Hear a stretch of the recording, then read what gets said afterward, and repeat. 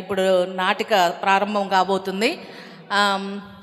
ఈ సిచ్యువేషన్ ఏంటి అంటే ఆ దినాల్లో కానీ ఈ దినాల్లో కానీ ఒక వార్త విన్న వార్త మరి ఏ విధంగా ట్రావెల్ చేస్తుంది, లేకపోతే ఏ విధంగా ఇతరుల వరకు చేరుతుంది అనే దాన్ని బట్టి ఈ నాటకం రూపొందించడం అయింది. ఆ దినాల్లో మరి మరియమ్మ గర్భవతి అని యేసేపుకి ఏ విధంగా తెలిసి ఉండొచ్చు అనే ఒక ఊహ మీద రచించిన నాటకం మాత్రం ఇది. ఎవరిని ఉద్దేశించినవి కాదు. కాబట్టి కొంచెం జోవియల్గా మరి సిచ్యువేషన్ అప్పుడు ఎట్లా ఉందో ఇప్పుడు కూడా అదే విధంగా ఉందని చెప్పడానికి మాత్రమే ఈ యొక్క స్కిట్ రూపించడం అయింది. కనుక దీన్ని చూసి మీరు కొంచెం నవ్వుకుంటారని నా ఆశ. Okay, thank you.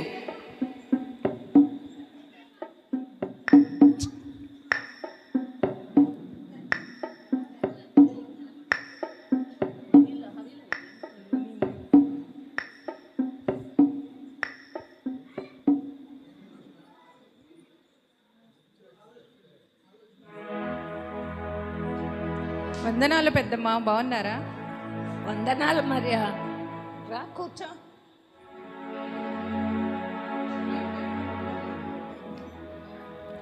దేవుని దయ వలన మీరు గర్భం ధరించి ఉన్నారని విని మిమ్మల్ని చూడడానికి వచ్చాను పెద్దమ్మ. ఈ వార్త ఎలా తెలిసింది మీకు? ప్రభువు దూత నాతో ఇలా చెప్పాడు, పరిశుద్ధాత్మ మీ మీదికి వచ్చును, సర్వోన్నతిని శక్తి మిమ్మల్ని కమ్ముకొనును, మీకు పుట్టబోవు శిశువు పరిశుద్ధుడు కనుక అతనికి యేసు అని పేరు పెట్టబడును, అతను దేవుని కుమారుడు అనబడును.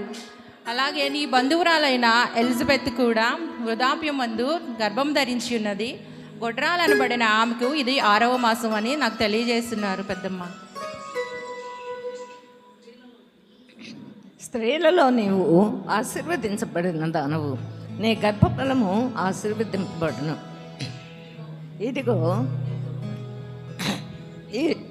ఇదిగో ఈ శుభవార్త నా చెవిన పడగానే నా గర్భంలోని శిశువు గంతులు వేస్తున్నాడు.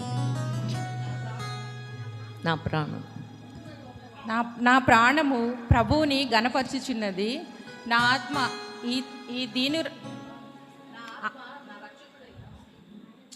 ఆయన ఈ దాసురాలి దీనస్థితిని కటాక్షించెను. నా ఆత్మ దేవుని యందు ఆనందించెను గనుక, సర్వశక్తిమంతుడు నా యందు గొప్ప కార్యములు చేసి ఉన్నాడు గనుక, ఇది మొదలుకొని అన్ని తరముల వారు నన్ను ధన్యురాలని అందురు. మరి వందనాలు పెద్దమ్మ, వెళ్ళొస్తాను. వందనాలు మరియా, దేవుని కృప నీకు తోడుగా ఉండును గాక. వందనాలు పెద్దమ్మ.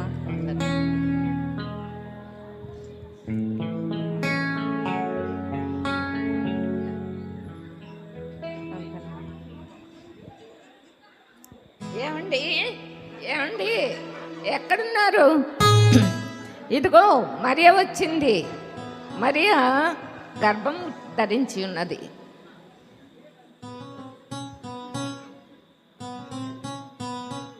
సర్వశక్తిని శక్తి వలన మరియ గర్భం ధరించి ఉన్నది.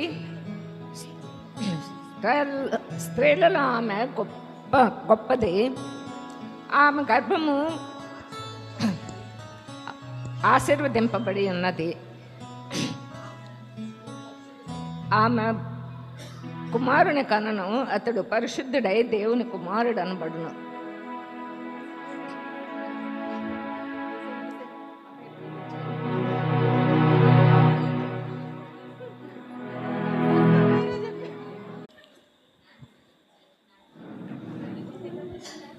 ఆంటీ ఇది విన్నావా? ఏంటమ్మా? మరియా గర్భవతి అంట. ఏ మరియా? అదే మొన్న యోసేపు తోటి ప్రదానం చేయబడింది కదా. అవునమ్మా. ఆ మరియా గర్భవతి అంట ఆంటీ. అవునా? సరే ఆంటీ, నేను మళ్ళీ వస్తా. బుడ్డోడు ఏడుస్తున్నాడు. మరియా గర్భవతి అంట. అమ్మాయి చర్చికి బాగా వస్తుంది, పాటలు పాడద్ది, వాకింగ్ చెప్పుద్ది, భక్తిరాలు అన్నీ చక్కగా ఉంటాయి. ఆ మరియాకి అదేం బుద్ధి మరి అట్ట చేసింది. ఎంగేజ్మెంట్ అయింది బాగా. యేసేపు అందగాడు, ఆ అందగాడు కాడు కదా అమ్మాయి ఆ పని చేసింది. ఆ? ఏందమ్మా ఇది చాలా మోసంగా ఉంది. మరియా ఇటు చేసిందంటే నమ్మలేకున్నాను. అవును, ఈ పని అంతా అయితే పోయి మా మమ్మీకి డాడీకి పోయి నేను చెప్పాలా, చెప్తే కానీ బాగుండదు. మరియా ఈ పని చేసిందని మమ్మీ చెప్తానమ్మా. సరే, పని అంతా అయిపోయింది, మమ్మీ చెప్తా.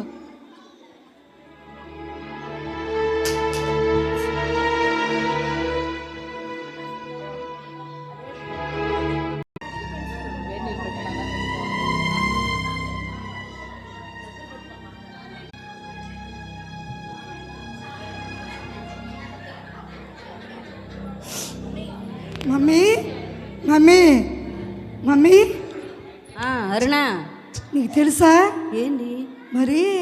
మరి అంట గర్భవతి అంట. మరియా గర్భవతి అంటమ్మా. అవునా? నీకు తెలుసా? తెలీదా? సరే, గర్భవతి అంట. మన ఎంగేజ్మెంట్ జరిగిలా ఆ మరియాకి గర్భవతి అంట. అందులో నాకు తెలిసింది, పక్కింటావా ఇప్పుడు వచ్చి మాకు చెప్పింది. సరే, నేను నీళ్ళు పెట్టున్నా కానీ నేను పోయేస్తానమ్మా. సరే.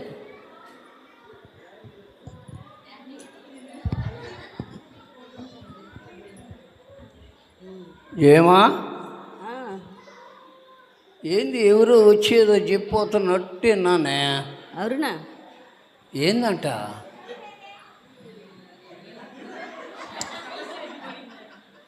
మొన్న ఎంగేజ్మెంట్ అయింది చూడు మరియా. మొన్న ఎంగేజ్మెంట్ అయ్యిందా మరియా? ఆ మరియా గర్భవతి అంట. అవునా? అందరూ మంచిది మంచిది అంటున్నారు. చాలా మంచిది, అంటే మన సొంత చాలా మంచిది, మంచి భక్తురాలు, చాలా మంచి పేరు ఉంది. అయినా గర్భం రావడం ఏంది ఆశ్చర్యంగా ఉంది. సరేలే, ఈ రోజుల్లో అట్టుండయి, మనం ఏం చేద్దాం, మనకెందుకు, అది మన హిందూ. పదప్ప.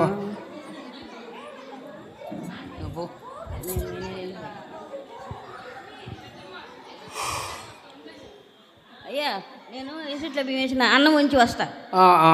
మాడబెట్టు. విజయ విజయ విజయ. అక్క అక్క అక్క రాక రాక రాక కూర్చోక్క కూర్చోక్క. ఏంది విజయ, కాలు బాగలేదంట, దెబ్బ తగిలిందంట. నిన్న కుక్కను దొక్కిచ్చానక్క, పడిపోయాను, కాలు కొద్దిగా దెబ్బ తగిలింది. ఆ దెబ్బతో కూడా చెవుడు వచ్చింది అక్క, కొద్దిగా వినపడ్డం లేదు సరిగ్గా, మాట కూడా. హాస్పిటల్కి వెళ్ళావా? పోలేదు అక్క, ఎప్పుడు బాను హాస్పిటల్కి ఎప్పుడు బాను. అయ్యే తగ్గిపోతూ ఉంటాయి. ఇంకేమక్క, పండగ ఎట్లా ఉంది? అరిసెలు గిరిసెలు బాగా చేసినట్టుండగా అదే కనబడుతుంది. ఎట్టా ఉండము. కోడలు వచ్చిందా? వచ్చింది, ఫోన్ కూడా వెళ్ళిపోయింది మళ్ళా. అదే ఆ ఫోటోలు తీసుకుంటా, ఆ ఫోటోలు చూసుకుంటా కూర్చున్నాను. ఇంకేమక్క సంగతిలో? విషయానికి రండి. నీకు ఒక విషయం తెలుసా అసలు? ఏంది విజయ అసలు సంగతి ఏంది? అయినా చెప్పాలంటే భయం వేస్తుంది. ఎందుకంటే మా అబ్బాయి ఈ మధ్య ఎక్కడ పడితే అక్కడ సీసీ కెమెరాలు పెట్టేసినాడు. ఏమంటే మాట్లాడాలన్నా భయం వేస్తుంది, ఎటన్నా సందులో గొంతుల్లో పోవాలన్నా భయం వేస్తుంది. సరే, అయినా ఒక చిన్న విషయం తెలిసింది అక్క నాకు. ఏం జరిగింది విజయ, చెప్పు. ఆ పిల్లల ఏ పిల్ల? మనూరు మన కౌరు రాంబాబు చిన్న కూతురు, ఆ పిల్ల గర్భవతి అంట. ఏ పిల్ల? నిన్న మనం ఎంగేజ్మెంట్కి పోయామే. పోయినాము. నిన్న మన ఊర్లో ఎంగేజ్మెంట్ జరిగిందా? మనం పోయిలా ఎంగేజ్మెంట్కి. ఆ ఎంగేజ్మెంట్ జరిగింది మరియమ్మల. ఆ మరియమ్మ గర్భవతి అంట. అవునా? అబ్బా, ఆశ్చర్యం చూడు, ఎటువంటి రోజులు. నిన్నగా ఎంగేజ్మెంట్, ఈరోజు గర్భవతి. ఇటువంటి రోజులు వచ్చేస్తున్నాయంటే ఇంకా సీసీ కెమెరాలు బట్టి ఏం చేస్తారు? అంతే కదా. అది అక్క సంగతే. ఇంకేం సంగతులు ఉంటే చెప్పు. నీకాడేమీ లేవా? నాకాడ కూడా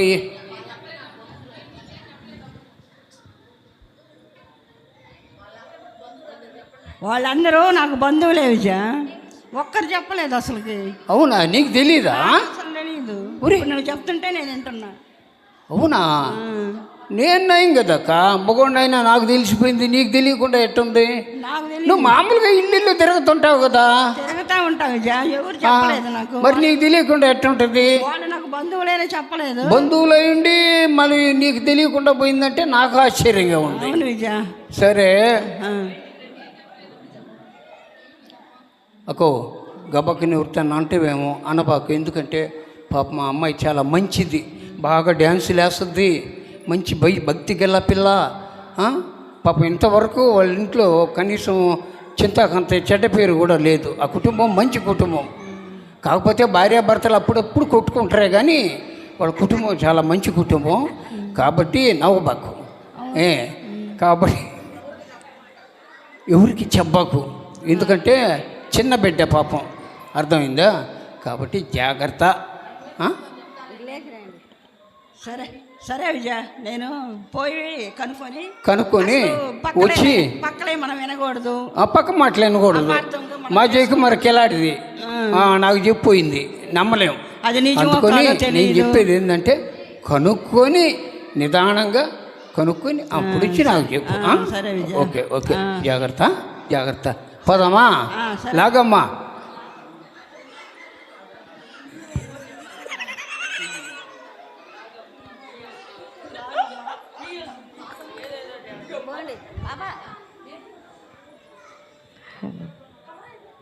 పాప ఇద్దా చాట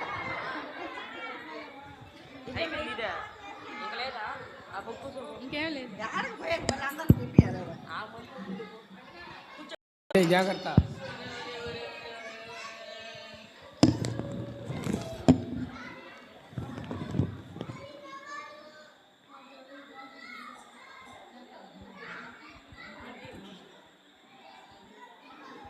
మేరీ, అమ్మ మేరీ, ఎట్టన్నారమ్మా? బాగున్నారా?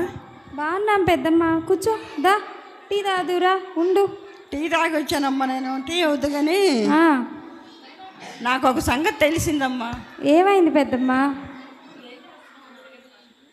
ఏం చేస్తున్నావు నువ్వు? పెళ్లి పనులు ఏముంది దగ్గరికి పెద్దమ్మ, వచ్చాయా? పెళ్లి దగ్గర ఉంది కదా, ఇంకెంత వారం రోజులే ఉంది. ఇద్దో అమ్మాయికి చీర, అబ్బాయికి పంచ, ఇవన్నీ తీసుకొని ఇప్పుడే వచ్చాం పెద్దమ్మ. షాపింగ్ ఇప్పుడే చేసుకొని వచ్చాము. అవునా? ఇప్పుడు ఏం పెద్దమ్మ, ఏమైంది? పెదనాన్న ఎలా ఉన్నారు? పెదనాయన బాగున్నాడమ్మా, అందరూ బాగున్నారు. నాని, మాధురి వచ్చిందా? మాధురి మాదిరి వచ్చిందమ్మా నిన్న. ఇంకేం పెద్దమ్మ సంగతి? ఇంకేముందమ్మా, నాకు ఒక సంగతి తెలిసిందమ్మా, నేను అడగదామని వచ్చాను, నిజం తెలుసుకోవాలని. చెప్పు పెద్దమ్మ. మరి ఆ గర్భవతి అంట కదమ్మా, మీ తమ్ముడు ప్రదానం చేశారు కదా. మా తమ్ముడికి చేసిన అమ్మాయా? లేదు పెద్దమ్మ, నువ్వు ఎవరు మాట్లాడినావో ఏమో.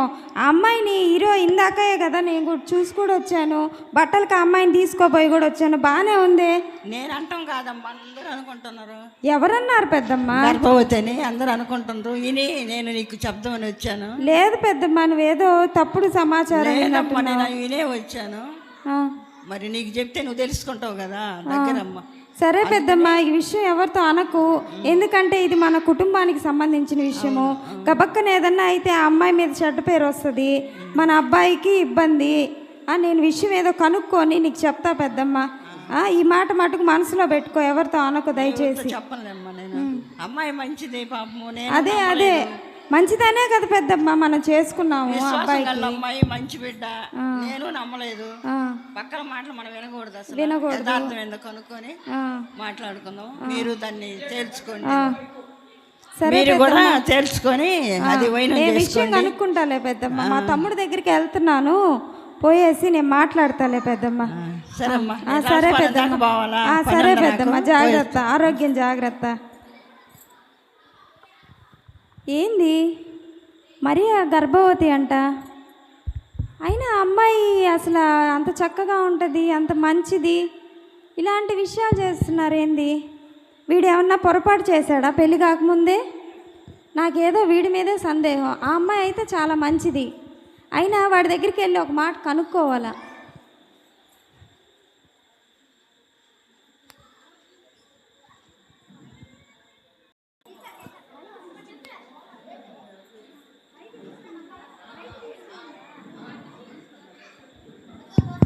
రే యోసేపు,